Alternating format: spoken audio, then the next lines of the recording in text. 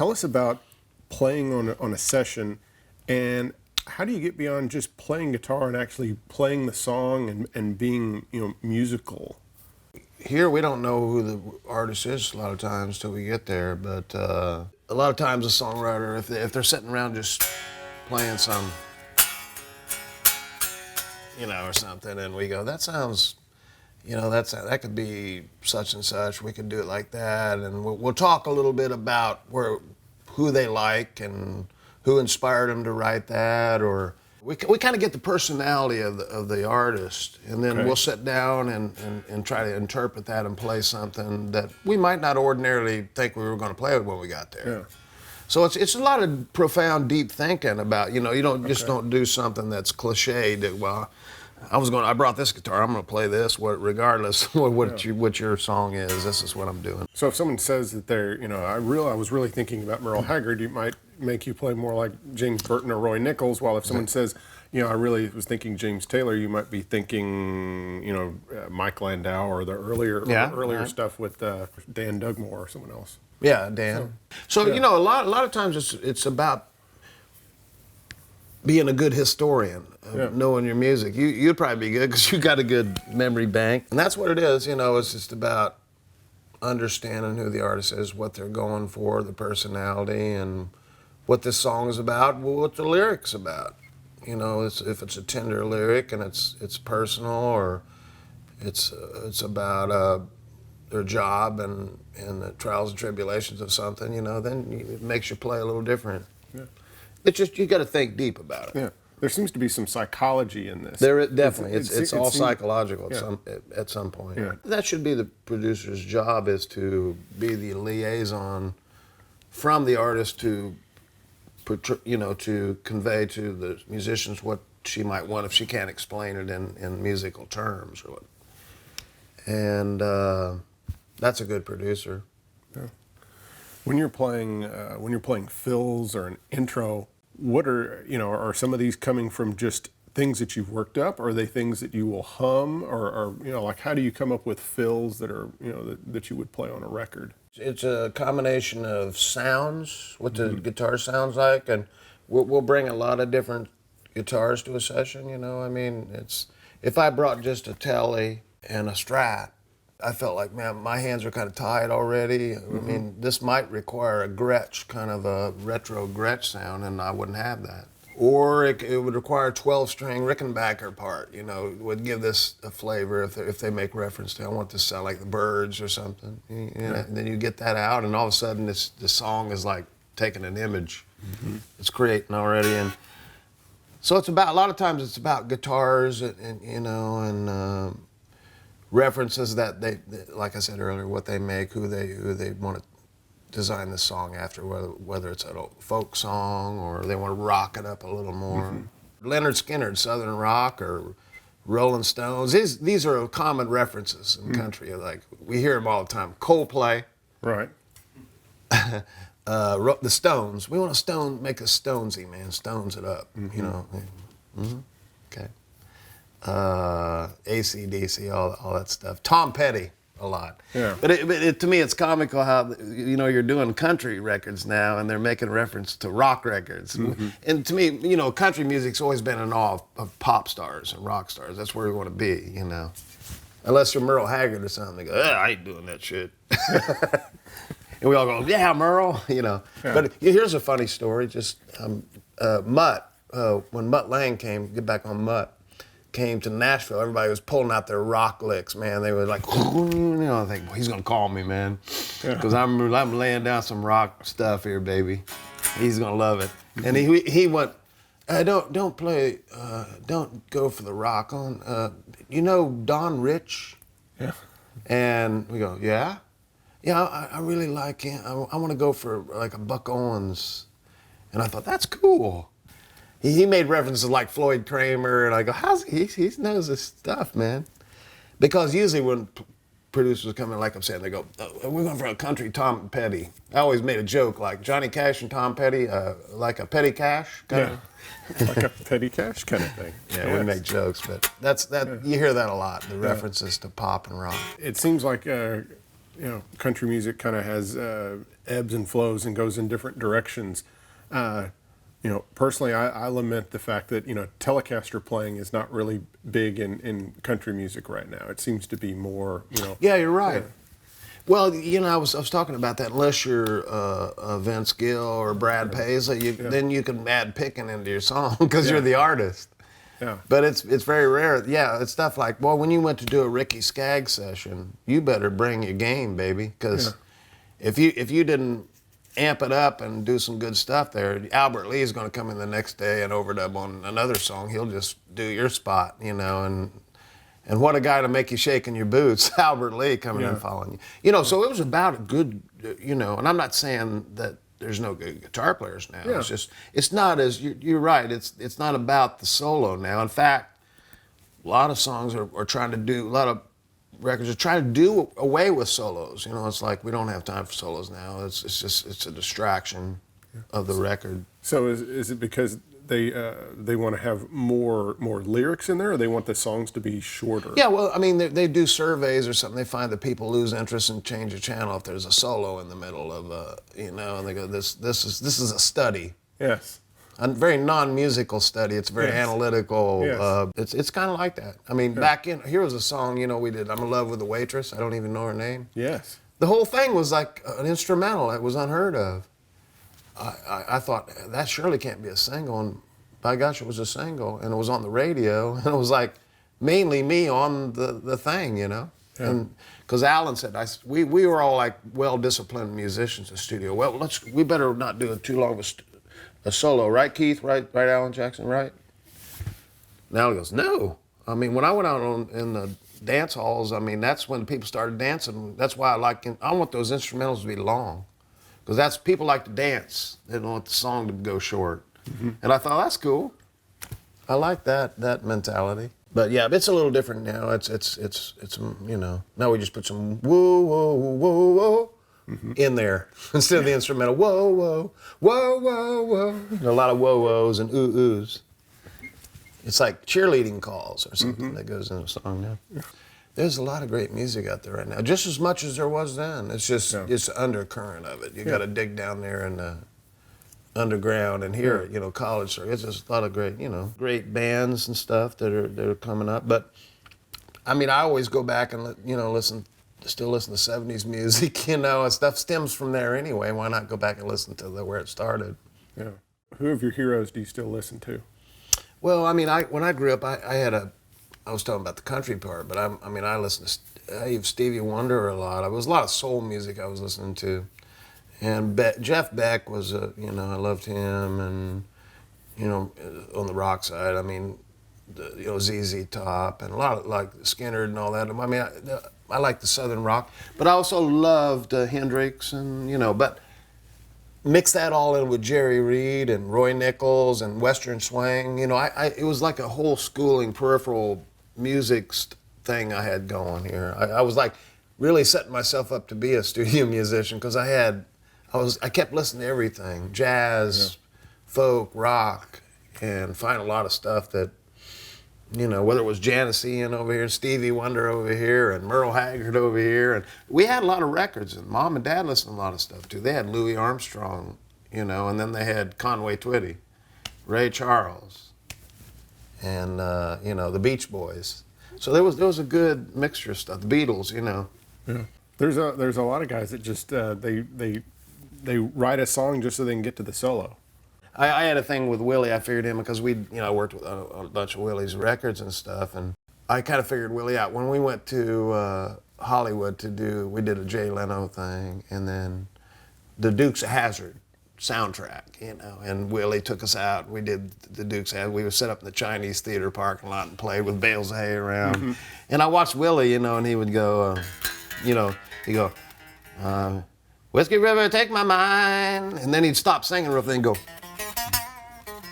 and never torture me. And he'd play, and I go, I know, he wants to play guitar. He wants to get the singing out of the way so he can pick, because he loves to play guitar. Yeah. So I noticed that's a lot of times he'll just want to sing, because when he's singing, if he's singing the whole line in like it's supposed to be, he wouldn't have any room to play. So I kind of figured him out. He likes to play guitar in between, so get the lines out of the way. So Merle Haggard was like that too. He wanted to play guitar. Yeah. They just love guitar.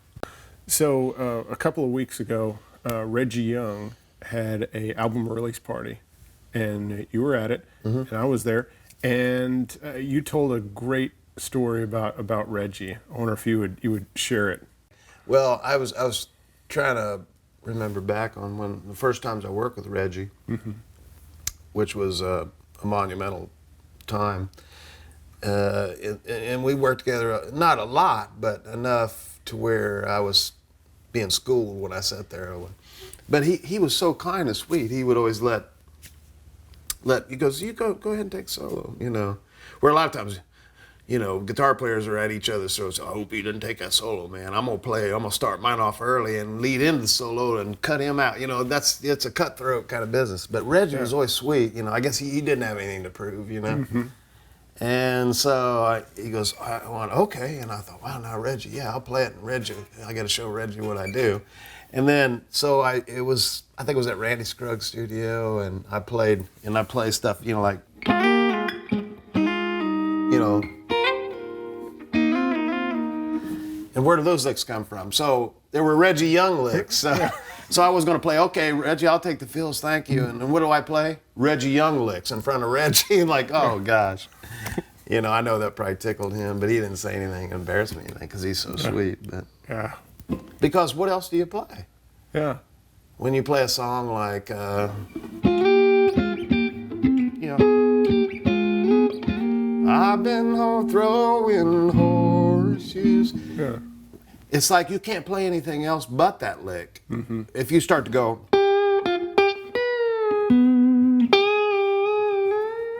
you know, then it's not the song. Yeah. So that shows you how important a session player is. Like Reggie, he's part of the signature of that song.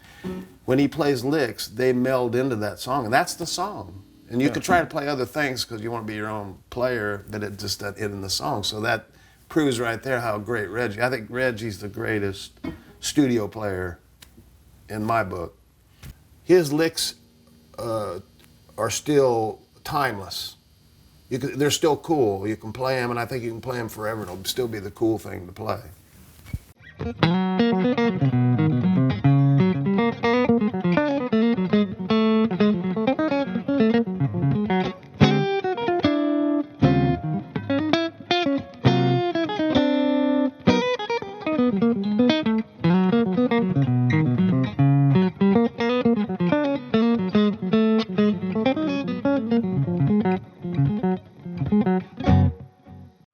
All right, Brent, let's talk about gear. Okay.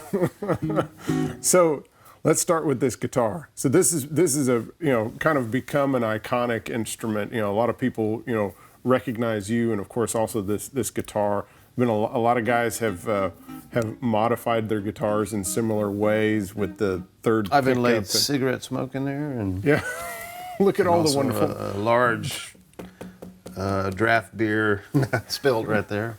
A Budweiser. No.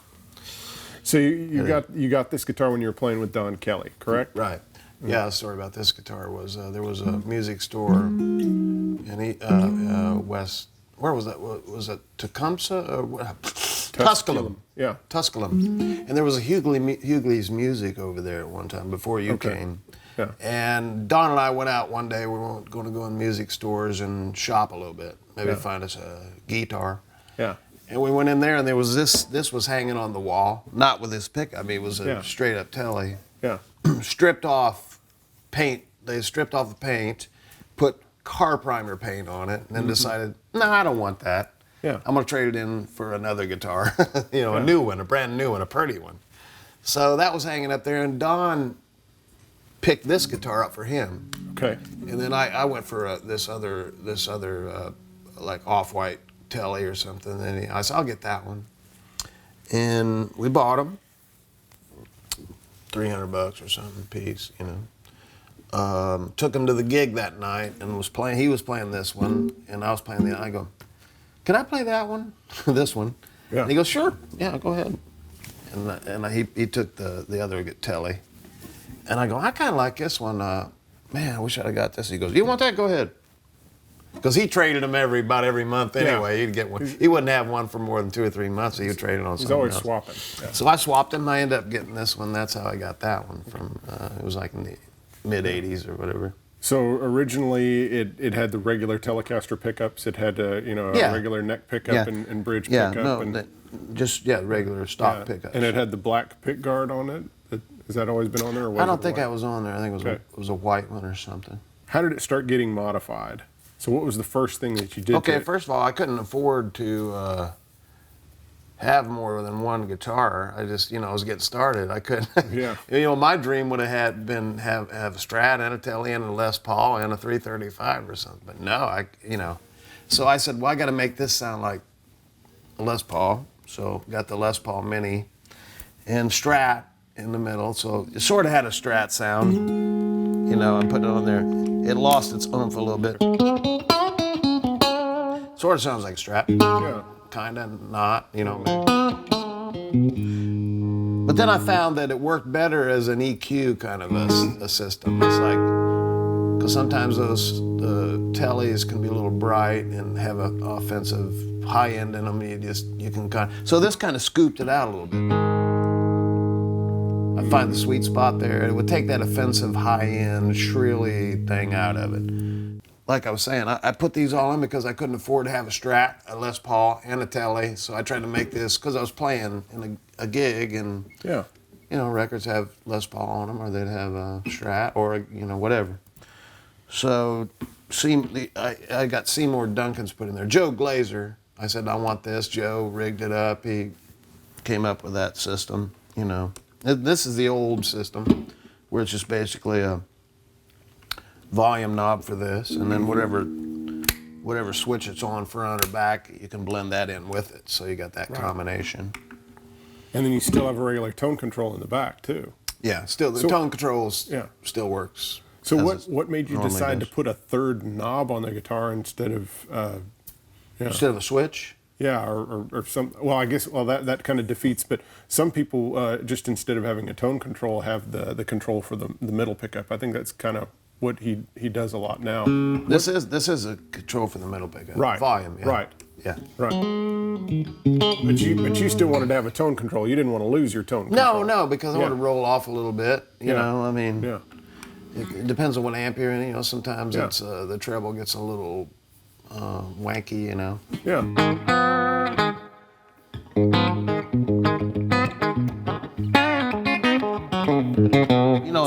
And that's not too bad, but that's a sweet amp. Yeah. But right in there, it's it's still got the wiry thing, but it took out that Yeah, it softened it that up a little bit. hurting treble. Yeah. Let us hear the neck pickup on there. It's got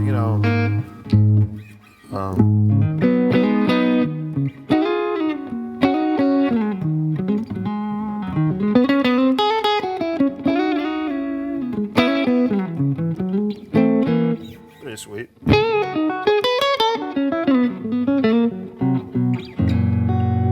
Do you ever use the middle Strat pickup by itself? Yeah, I don't anymore. It seems to have lost its volume. It's becoming less important to me than it used to. It's pretty toy guitar sound.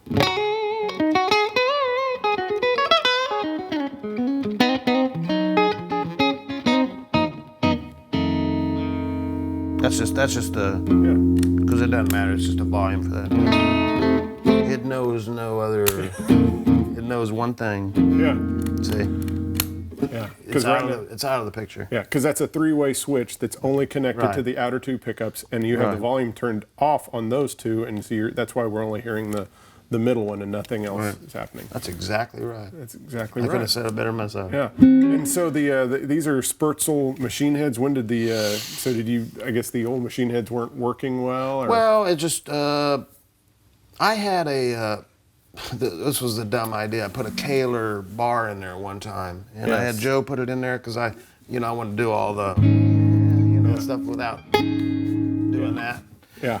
And that was the stupidest thing I ever done, and because it lost all its sustain. And I was doing the American Music Shop at the time, and I thought, I hate this. So I had Joe take that off, and it was easier on the tuning, these, because these Scherzo keys, you just tighten it up, the tension all the way, and then screw it in, then you don't have a lot of wrappings around there. And it's faster. Yes. It still sounded good, fine.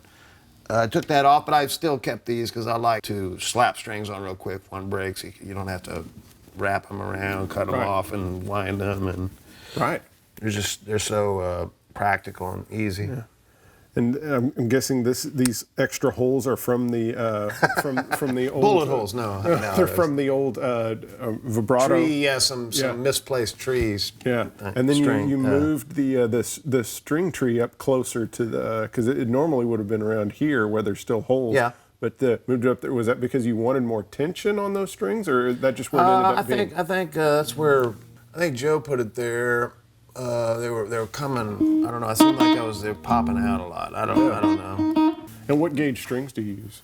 These are 10s. A brand preference? A Diodario. Doesn't seem like I have to change them as much, and I love that because there's nothing more I hate to do is change the strings. But they seem to last longer. Then the balance and the tension's real good on them. Yeah.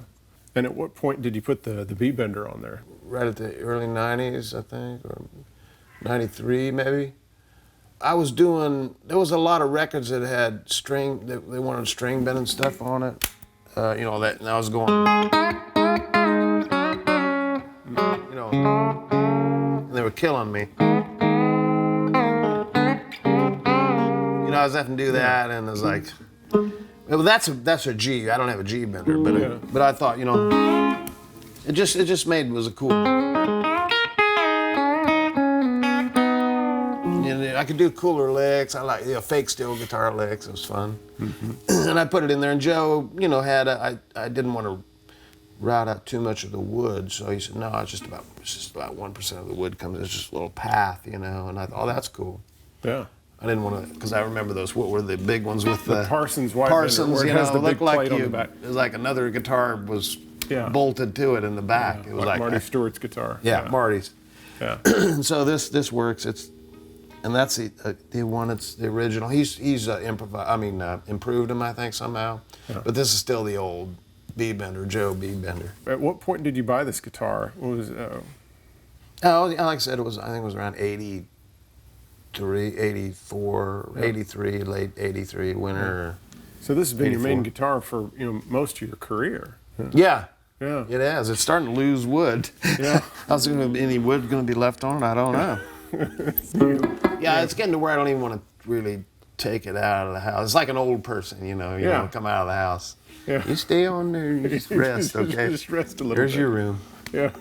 What's special about the sound of this guitar? Is it the feel, the sound? What is it? First of all, it's a swamp ash wood, and the swamp ash wood has been floating around in a swamp, for a while. So it's perforated, which I think contributes to its warm, fat sound, because there's an acoustic quality to it because of those the wood's, and perforated. And it ends up being lighter. Lighter, that so too. It doesn't weigh a ton. Yeah, so I mean, it's that swamp ash and seasoned for sure, with beer and smoke, like I said, and just aged, and the playability of it and stuff. Yeah. How many times have you had it refretted? Oh, probably, maybe 10 times or 10, 11 times. I don't know. That's a lot. Yeah, that is a lot. Really, I don't know what a proper refret thing would be, but. So you've got a pedal board here. So you have a couple of pedal boards, and you kind of run through different things depending on what kind of gig you're playing. I found an interview where you'd indicated that the EQ pedal was very important to you as far as your sound and playing sessions. Is that still the case? It is. This one has been my go-to one. I see more guys use these too. I don't know. I mean, I'm not saying I'm because of that, but I just think guitar players are finding out they're very practical and friendly guitar. This one, the Analog Man, was kind of tweaked on a little bit, made it a little sweeter, Mm-hmm. And I use that just mainly because maybe I'm plugging in an amp that might need a little more mid-range or something. That's all. It's got the friendly frequencies, I think, that are akin to a guitar or a telly. And if there's a Les Paul or something, maybe I'll cut out some low mid or something in it, and you can notch that out a little bit.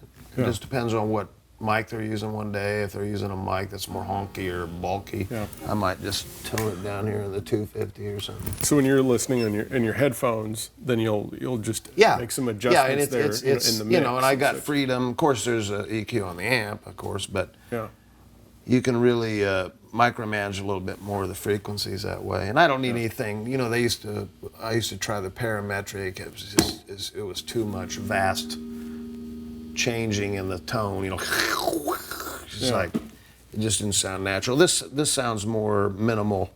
It's a minimal kind of thing, but still important. You can get the general frequency, the unfriendly frequency out.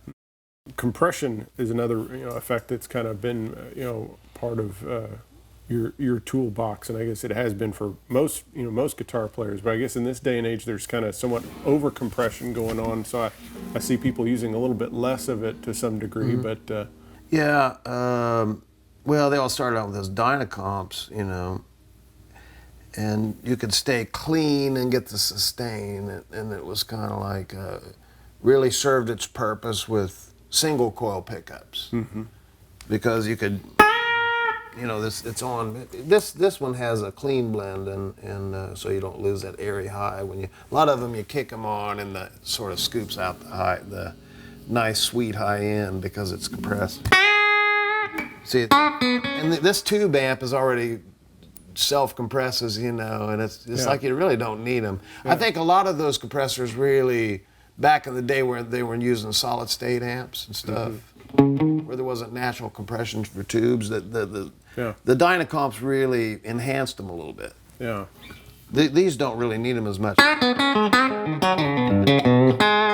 I use it, if you can really put it on there if you want to attack, you know, like.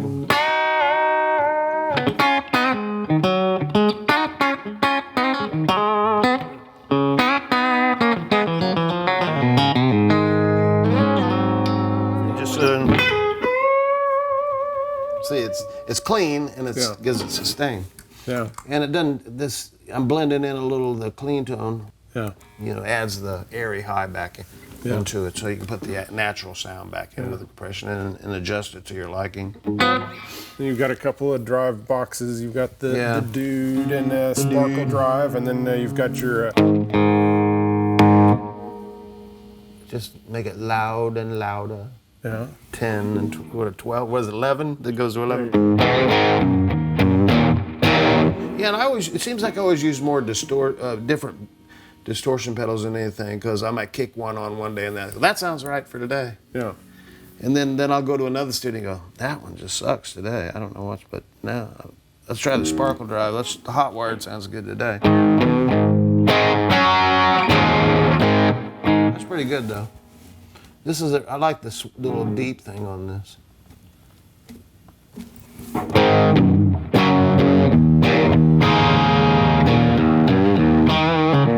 It's got it rolls in some of those sweet things I hate, but it rolls in a nice fat thing. If you got an open back amp, it gives you a little low end push, you know, that a closed back would give you, you know, with that. You can roll it in, then you can get a dumble sound out of that the Dude.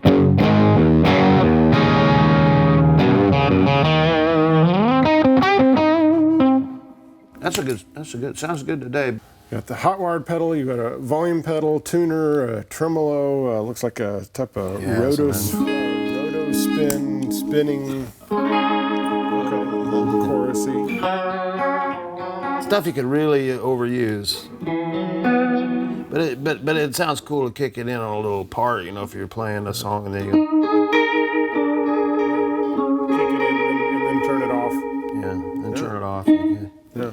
Now, if you used it all down a session, you'd don't call him. He uses that thing, and it's like he's wearing us out with it. Okay, and then you've got a delay. Don't even think about it. Don't even think about it. Then you've got this TC. Yeah, the delay, unit that you know. you're- Well, I just got that and I put that in there. I mean, I switch out delays a lot, Yeah. and that's just different. I could preset something on here. It's got a nice, that's good for chords. Sometimes I'm still messing with that, but it's good for chords, you know.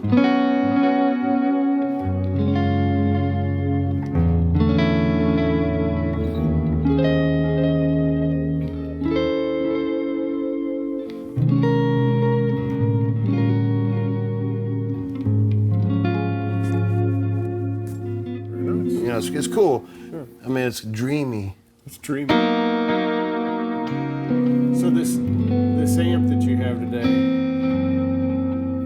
I'm not done yet. Oh. I want you to think back on your life.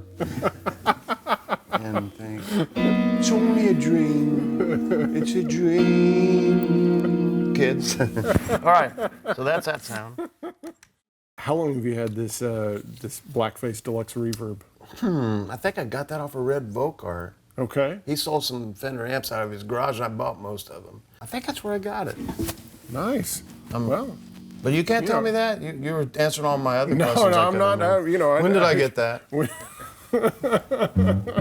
So you just go to Red Vocart's But that garage is a sale. magical amp. I don't know. Red was another Literally. Don Kelly alumnus. Yeah. So was Red an influence on you as far as his playing or tone, or was he just kind of a peer and he was selling some amps, or? Oh no, I knew Red. I mean, Yeah. I didn't know him of when I was, I think I just got to know Red after he had joined Don's band, and I thought it was cool. I didn't really know him before that. Okay.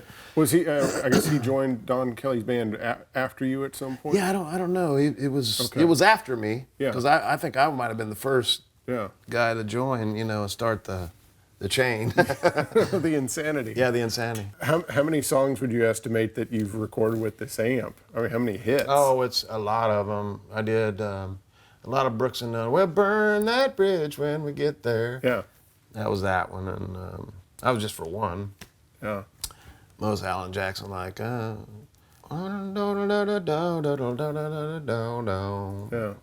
Summertime Blues. Yeah, it was that one, and also used the blackface twin on that, like Love of the Waitress. Okay. I had that one in this set beside, and then everything was going like stereo, like big Egnator cabinets and stuff like that back then, and Bogner cabinets, and it was going for the big.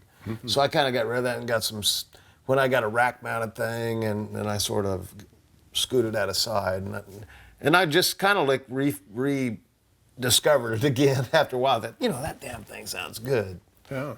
That's what I'm using. So, but the original speaker that was in was a Blue Jensen. Man, it sounded beautiful, and then it just got worn out. It just, you couldn't recone it. It wasn't gonna sound the same. You know how they sound beautiful right before they go. Right. And that's what happened. They're perfectly worn in, and then they get worn out. Yeah, it's gone. Yeah. Like that, poof, life's over. But I put a warehouse speaker in there. Okay. And man, it's really versatile. It's sweetened out nicely. 30 in there. So it's And like it's real versatile. It's amazing what that thing will sound like. If you hear it, everybody wants to see, where's your big amps, man? Yeah. This is a big record. A lot of times you'll have that back there, and they go, that's it, that's the sound. I said, nope, it's this. Yeah. Use your ears, not your eyes. Yeah. I notice I hear a lot of guys talking to the players, I'm going back to this Princeton, or I'm going back to this, It just sounds like a guitar. That's why they go back. That's what a guitar is supposed to sound like. So is this your main grab and go, amp? Yeah, and yeah. that's the great thing about it. It's easy to carry. Yeah. Sounds great. And it gets But loud it's enough. old. It's Yeah. old. It gets loud, and you got to get serviced a lot. Yeah. So, but I love that amp. Brent, let's talk about a couple other your guitars. So this is Like maybe this one. like maybe that one. Here it is. Yeah. It reappeared. Look at it. Yeah. So what year is this nice looking? This is 330? This is 68. Yeah. I love 335s. They got a nice fat woody tone, but it's got.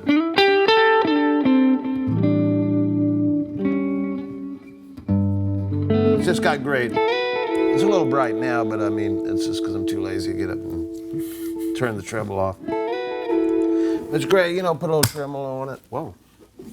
You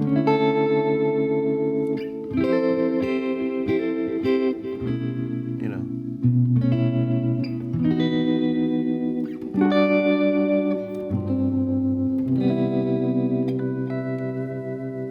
Beautiful sound.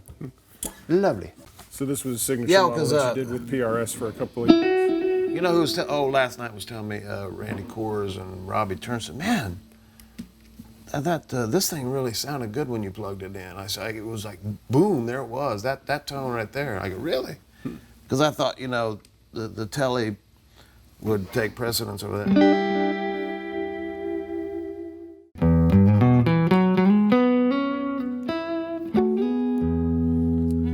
This seems like a guitar that you could, you know, cover some of the same ground as some of the Les Yeah. Paul and some of the Strat type things. Yeah, exactly. Yeah. And you know, it's got to be a sound, and you can use if you want to do some of that dreamy stuff.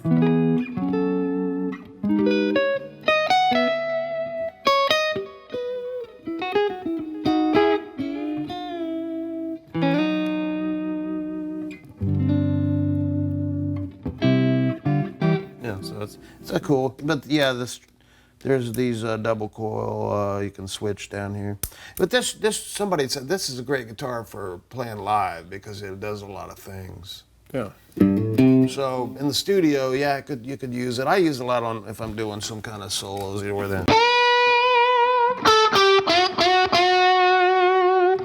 got a good sound for that, you know, where you double it up. And,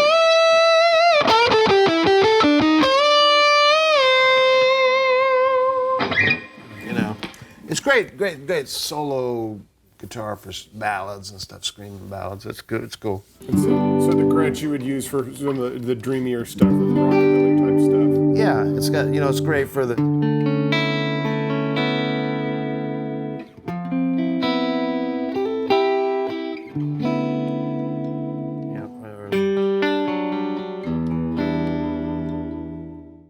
Well, Brent, thank you so much for agreeing to let us come to your home and tell your story. It was a thrill. Just a note to all the viewers out there that you give Skype guitar lessons. And so if a guy wants to learn from Brent Mason, they can contact you. And how do they contact you? Well, through my Facebook or Okay. website, www.brentmason.com. So then they can play Stump Brent and they can, you know, Yeah, ask you to play. It's been pretty cool. Yeah. It's become a good thing. And so I thought, I'd like to do some more of these. It's kind of cool teaching kids. I mean, well, there's kids too, but I mean, teaching anybody that wants to broaden their horizons and learn more guitar. Yeah. So I've been doing that. It's kind of good. You can sit around, you know, I can do it barefooted in my swimming trunks. Yeah. And a cut-off tank top and go, hey, what do you want to learn? Yeah, what do you want to learn? And then I'll go down and make a sandwich, and then. Yeah. So I think I'm gonna do some more of those, and I am gonna do some more of those. So. Yeah. Well, very nice. Thank you, Brent, for being on the show. Well, thanks, man. Thank you. It's a cool show, and I'm glad that I finally got to do it. So. Well, I'm glad it's we an could awesome do it. show. I've watched it and enjoy it. Well, it's been an honor to have you and an honor to get to tell you Thank story. you. You're welcome. Thank you, Brent.